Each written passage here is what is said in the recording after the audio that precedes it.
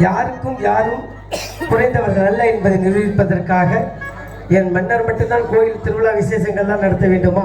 நம் சான்றோகுல மக்களும் கோயிலுக்குள்ள சென்று இறைவனுக்கு பணிவிடைகள் செய்து நித்த திருநாள் காண வேண்டும் என்பதற்காக பகவான் சுவாமி தோப்பில் பள்ளி கொண்டு தினமும் திருவிழா நடத்தும் வாகன பவனி நடத்துவதற்கான ஒரு அற்புதத்தை பகவான் நமக்கு தந்தார். ஒவ்வொரு நாளும் பகவான் ஒவ்வொரு வாகனத்தில் பவனி வந்து கொண்டிருக்கிறார்.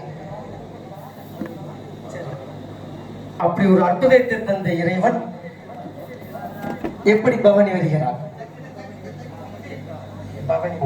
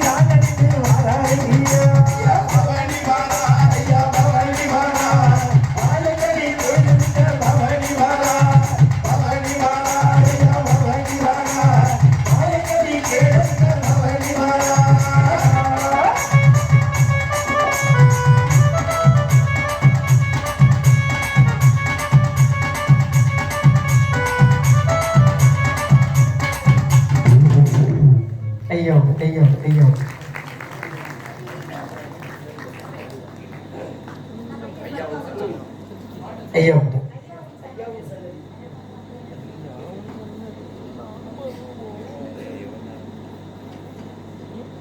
வாழ்க்கையில தினமும் இறைவனை வணங்க வேண்டும். தினமும் இறைவனை வணங்கினால்தான் நாம் இந்த கலியுகத்தில் சுபிட்சமாக வாழலாம். ஐயா இடத்துக்கு வந்திருக்கோம், இரு மனசா வரக்கூடாது. அதே மாதிரி ஐயாவை பற்றி பிடிக்க வேண்டும். ஐயாவை நம்ம ஐயா கோயிலுக்கு வரோம், நம்ம சாமி கும்பிடுவோம், நம்ம எல்லாம் சிரிக்காங்களா அப்படின்னு யாரும் யதார்த்தமா இது கேவலமா நினைக்க கூடாது. ஐயா சொல்லியிருக்காரு, தொட்டும் பிடியாதே காணாதே விட்டு பிடியாதே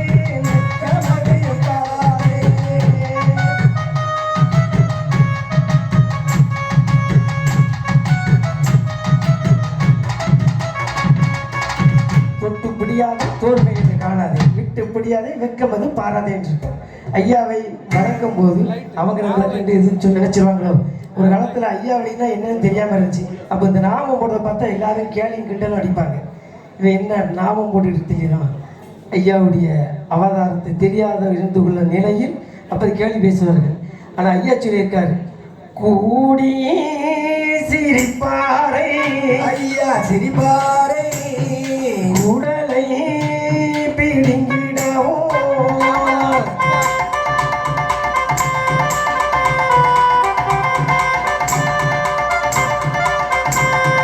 கும்பிட்டு விடுவாரை விடுவாரை கூட்டி அணைத்திடுவார்.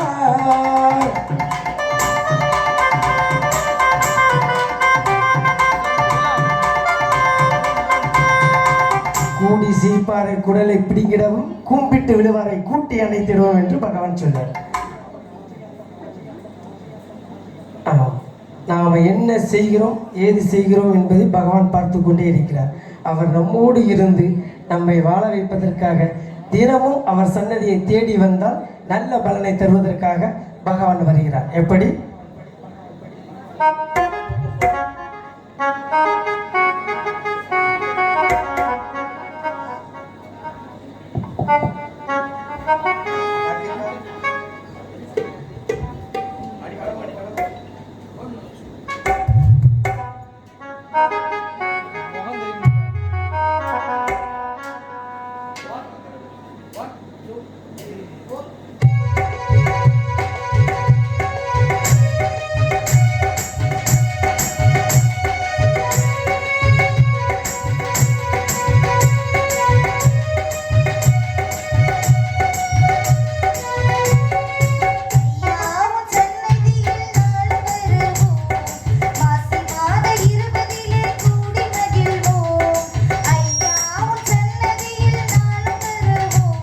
மாசி மாதம்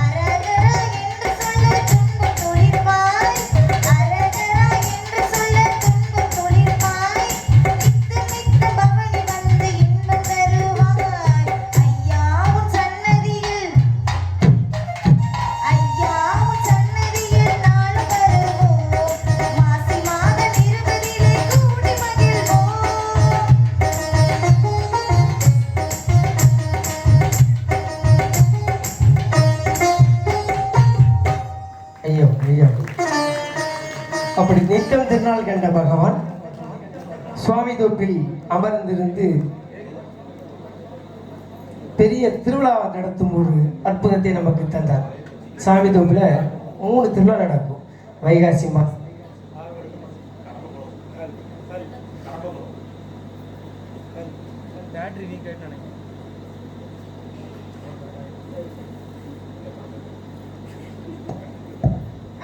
ஐயா உண்டு.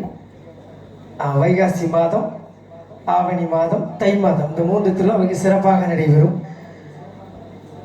ஐயா திருவிழா நடத்துவதற்கு ஒரு 10 நாள் முன்பு ஐயாவுடைய பதிகளில் கொடியேற்று விழா நடைபெறும். அந்த கொடியேற்று விழா திருக்கொடியிருந்து கடம்பகுளத்திலிருந்து தான் பகவானுடைய ஆலயத்திற்கு சென்று அந்த திருக்கொடி ஏற்றி ஐயாவுடைய திருவிழா காட்சி நடைபெறும்.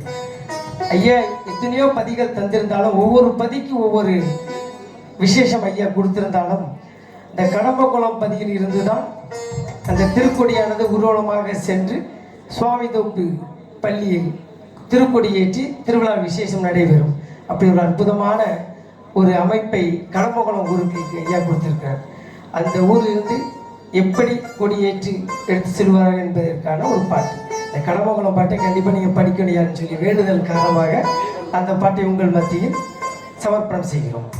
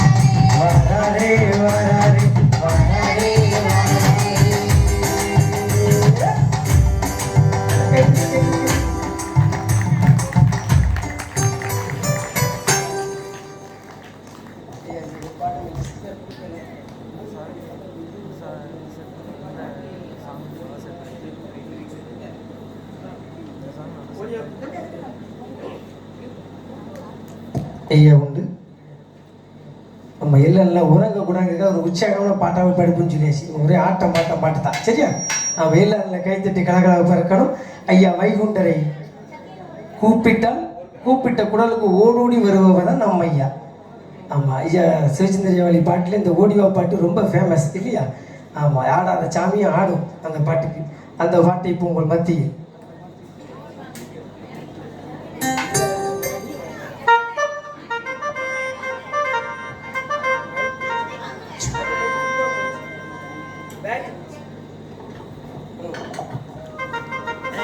அதை கொடுத்து நீங்க வாங்கிக்கலாம்.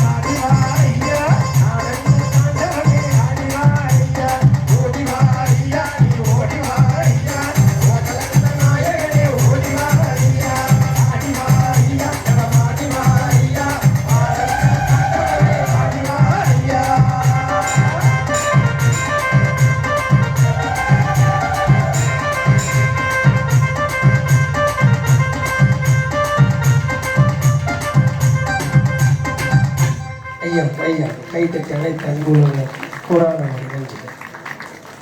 உண்மையிலே தான் ஐயா ஐயா சிவச்சந்திரையா சொல்லுவார், பேசிக்கிட்டே பாடுங்கிறது கஷ்டம்தான்.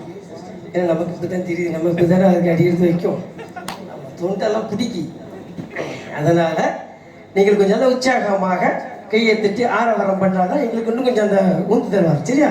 நிறைய பேர் சொன்னதுக்கப்புறம் தான் கை தட்டுது, அதுக்கப்புறம்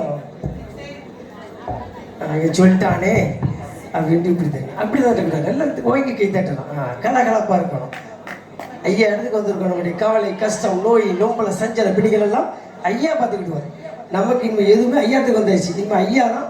ஐயாட்ட வந்து ஒரு பிரார்த்தனை வைக்க என்ன வைக்கணும் தெரியுமா? எனக்கு நோய் குணமாகட்டும் ஐயான்னு கேட்கக்கூடாது.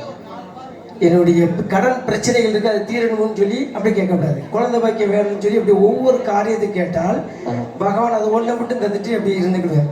அப்போ அடுத்து நம்ம வாழ்க்கையில் குழந்தை மட்டும் இருந்தால் போதுமா? அதை வளர்க்க காசு பணம் வேணும், அப்போ வருமானம் வேணும். அப்போ ஐயாட்ட வேலை வேணும்னு கேட்குறோம். இப்படி ஒவ்வொன்றுக்காக கேட்காமல் பகவான் இடத்தில் பூரண சரணாகதி அடைந்தால்தான் அப்போ பகவான் நினைப்பார், இவனுடைய விதியை, அவனுடைய உழைப்பை, அவனுடைய மனநிலையை என்னிட்ட ஒப்படைச்சிட்டான்.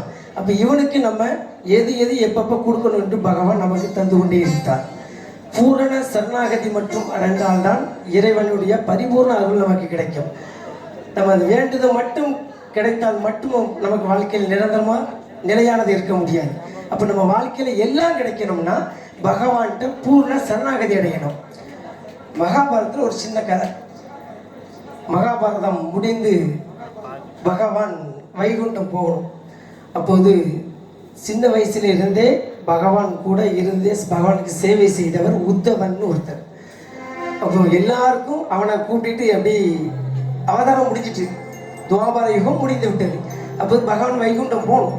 அப்போ போகிறதுக்கு முன்னாடி நான் எல்லாருக்கும் எல்லாம் கொடுத்து விட்டேன் உத்தவா, நீ சின்ன வயசுலேருந்தே என் கூட எனக்கு பணிவிடை செய்து கொண்டு இருக்கிறார், உனக்கு நான் இதுவரைக்கும் எதுவுமே செய்யலை, அதனால் நான் போகிறதுக்கு முன்னாடி உனக்கு என்ன வேணுமோ நீ அதை கேளு, நான் அதை உனக்கு தந்து விட்டு செய்கிறேன் என்று பகவான் சொன்னார்.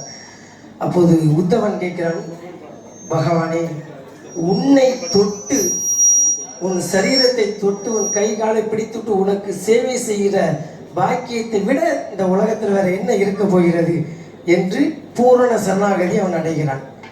அப்படி பூரண சரணாகதி அடைந்தால்தான் இறைவனுடைய நாம் ஐக்கியமாகலாம்.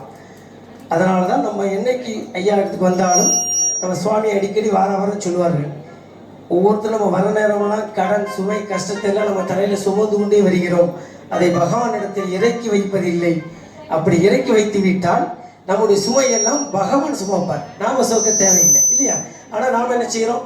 வர்றோம், ஐயாட்ட கேட்குறோம், திருப்தி இல்லாத மனதோடு நம்ம செல்கிறோம். அப்படி இல்லாமல் பகவானே உன் இடத்துக்கு வந்து விட்டேன், என்னுடைய பிரச்சனையெல்லாம் உன் சன்னிதானத்தில் விட்டு விட்டேன், இனி நான் போகும்போது என் கூட நீ வரணும், என்னோடு நீ இருந்து என் வாழ்க்கையில் இனி நடப்பதெல்லாம் நீர் நிச்சயித்ததாகவே நடக்க வேண்டும் என்று பிரார்த்தனை வைத்துவிட்டு போருங்கள். பகவான் உங்களுக்கு என்னென்ன எப்பப்போ வேணுங்கிறதை அதை அந்தந்த நேரத்தில் சரியாக தந்து கொண்டிருக்கிறான். அதனால் நம்ம பூரண சரணாகதி மட்டுமே இந்த கலியுகத்தில் நம்மை நிம்மதியாக வாழ வைக்கும். பகவானும் நம்மோடு இருந்து நம்மை வாழ வைப்பான். ஒரு காலத்தில் ஆடு கிடாய் கோழி பண்டிலாம் ஆண்டவனுக்கு செஞ்ச காலம் உண்டு. ஆனால் அப்போ நம்ம எதுவுமே கேட்கல. ஐயா கேட்டாரா? பொங்கரிசி, கோழி முட்டை, பொரித்த கறி கேட்கவில்லை,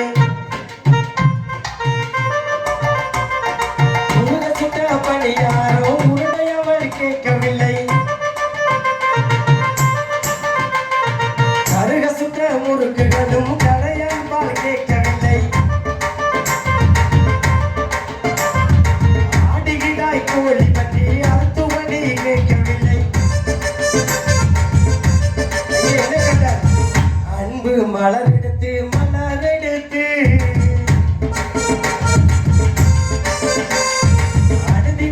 பூசை செய்தால் பூசை செய்தால்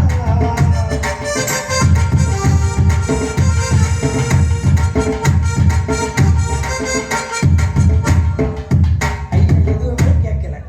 நம்ம கிட்ட எந்த ஒரு ஆடு கிட கோழி வெட்டி பூசை பொங்கரிசி படையெல்லாம் கேட்கல. ஐயா என்ன கேட்க? சுத்தமான நம்முடைய அன்பை கேட்கிறார், தூய அன்பை கேட்கிறார். நம்முடைய காசு பணம் எதுவும் ஐயா கேட்கல, உன்னுடைய அன்பை எனக்கு குடும்பகனே என்று தான் கேட்கார். அப்போ நம்ம எல்லாம் வாழ வைப்பதற்கு நம்ம வந்து அப்படி கேட்குற ஐயாவை நம்ம குலசாமியாக நம்ம இதுவரை ஏற்றுக்கொள்ள இல்லை இல்லையா? பகவான் நம்ம குலசாமியாக நம்மோடு இருந்து பகவான் நம்மை காப்பாற்ற ஐயா வருகிறார். எப்படி?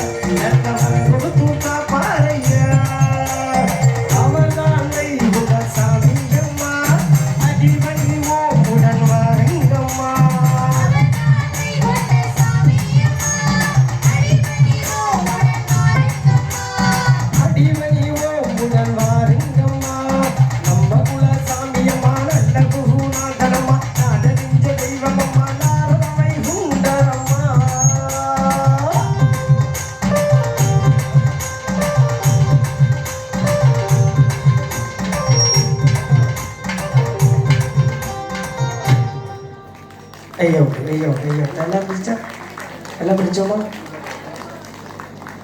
அடுத்து கும்மி பாட்டு படம். எல்லாரும் எந்திரிச்சு கும்மி அடிக்க தெரிஞ்சவங்க, ஆனால் எல்லாரும் எந்திரிச்சு வேண்டாம், கும்மி அடிக்க தெரிஞ்சவங்கலாம் வந்து கும்மி அடிக்கணும். ஒரு கொஞ்சம் கலகலப்பாக இருப்போமே. ஆமாம், இது நம்முடைய ஆதி காலத்து சொத்து இல்லையா?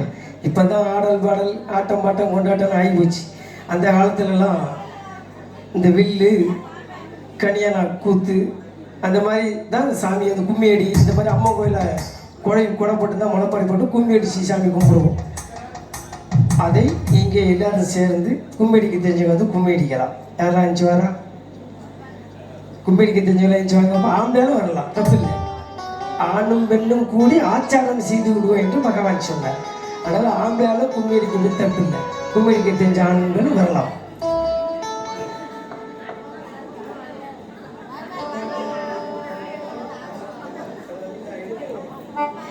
ரெடியா? ஆரம்பிச்சிடமா?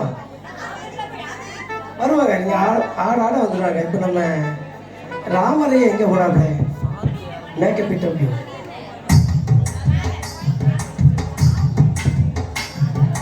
தன்னநாதீனம் தன்னானே தனக்கான தண்டன தன்னானே தன்னநாதீனம் தன்னானே தனக்கான தண்டன தன்னானே.